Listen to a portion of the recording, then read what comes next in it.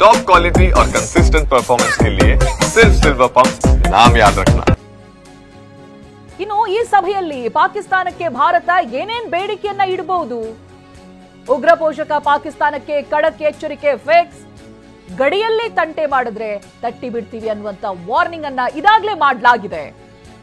ಭಾರತದ ಸಂಭಾವ್ಯ ಬೇಡಿಕೆಗಳು ಏನು ಅಂತ ಗಮನಿಸೋದಾದ್ರೆ, ಭಾರತದಲ್ಲಿ ಉಗ್ರ ಕೃತ್ಯಗಳನ್ನ ನಿಲ್ಲಿಸಬೇಕು, ಜೈಷ್ ಎ ಮೊಹಮ್ಮದ್, ಲಷ್ಕರ್ ಎ ತೊಯ್ಬಾ ಉಗ್ರರನ್ನ ಹಸ್ತಾಂತರಿಸಬೇಕು, ಪಾಕಿಸ್ತಾನದಲ್ಲಿ ಉಗ್ರರ ನೆಲೆಗಳನ್ನ ಧ್ವಂಸ ಮಾಡಬೇಕು, ಉಗ್ರರಿಗೆ ಆಶ್ರಯ ನೀಡೋದನ್ನ ನೀವು ನಿಲ್ಲಿಸಬೇಕು, ಪಿಒಕೆಯಲ್ಲೂ ಉಗ್ರ ನೆಲೆಗಳನ್ನ ನಿರ್ನಾಮ ಮಾಡಬೇಕು ಅನ್ನುವಂತ ಬೇಡಿಕೆಗಳನ್ನ ಇಡುವಂತ ಸಾಧ್ಯತೆಗಳಿದೆ. ನೀವು ಗಮನಿಸ್ತಾ ಇದ್ದೀರಲ್ಲ, ಭಾರತದಲ್ಲಿ ಉಗ್ರ ಕೃತ್ಯಗಳನ್ನ ನಿಲ್ಲಿಸಬೇಕು.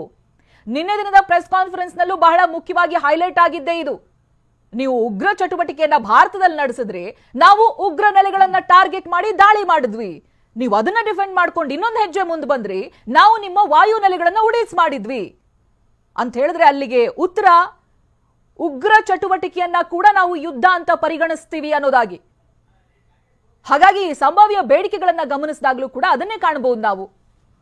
ಪಿಒಕೆಯಲ್ಲೂ ಉಗ್ರ ನೆಲೆಗಳನ್ನ ನಿರ್ನಾಮ ಮಾಡಬೇಕು, ಉಗ್ರ ಚಟುವಟಿಕೆಗಳು ನಡೀಲೇಬಾರದು,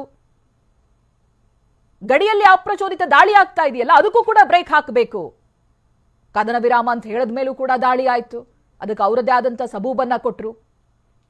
ಇವುಗಳೆಲ್ಲ ಬಂದ್ ಆಗಬೇಕು ಅನ್ನುವಂತ ಬೇಡಿಕೆಗಳನ್ನ ಇಡುವಂತ ಸಾಧ್ಯತೆಗಳಿದೆ. ಡಿಜಿಎಂಒಗಳ ಸಭೆ ಇವತ್ತು 12 ಗಂಟೆಗೆ ನಡೆಯುತ್ತೆ. ಪಾಕ್ನ ಡಿಜಿಎಂಒ ಇರ್ತದೆ, ಭಾರತದ ಡಿಜಿಎಂಒಗಳು ಇರ್ತಾರೆ. ಏನ್ ನಿರ್ಧಾರವಾಗುತ್ತೆ ಅನ್ನೋದ್ರ ಕಡೆ ಎಲ್ಲರ ಚಿತ್ತ ಇದೆ.